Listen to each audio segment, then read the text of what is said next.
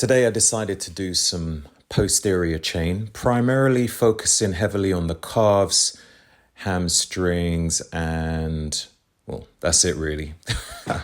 So decided to do some leg curls on this nice bit of kit where you lean over and you can curl up towards the glutes. I think I started off with about 15 reps on each leg, really focusing on that squeeze at the top. This is a nice way to get the legs warm up before doing any compound. I don't think today I done any compound. It was just working those particular areas. For me, it's like I look in the mirror and think to myself, what needs work? Okay, let's get going. So started off with that. After doing 15 reps, I then followed on with some heavier weight, so 30 kilos either side, and done another 10 reps each leg.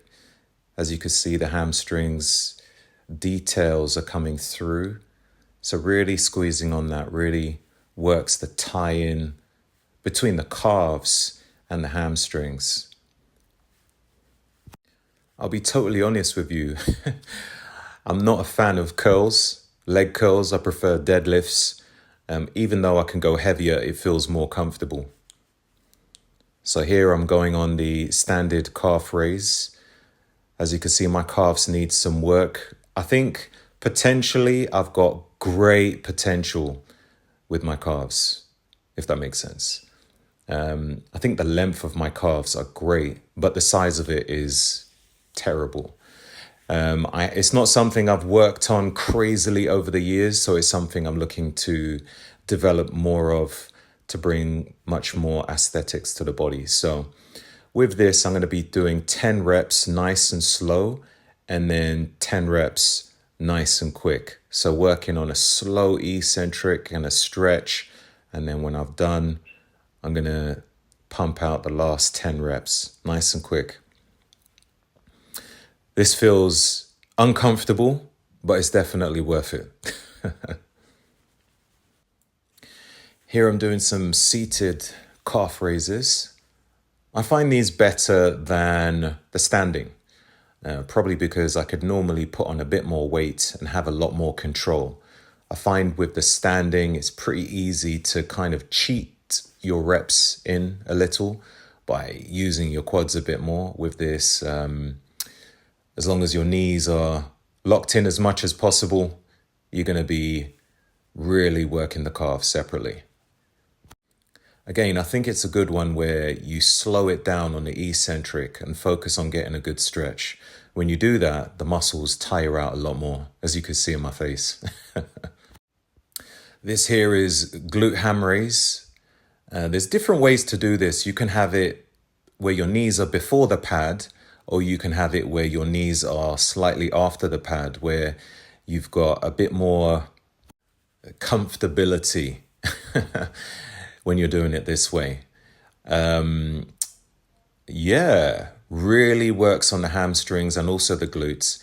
But again, it really depends on where you place your knees to determine how much emphasis you have on the hamstrings and the glutes. This way is a bit more comfortable. It's a slightly shorter range than if my knees were further ahead on the pad.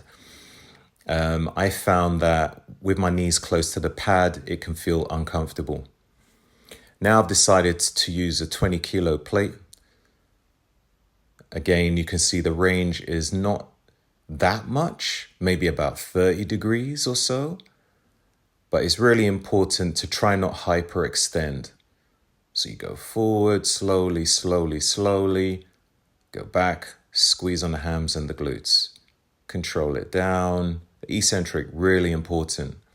It's something you need to focus on with any exercise if you want to work on muscle recruitment. So control it down and then raise back up.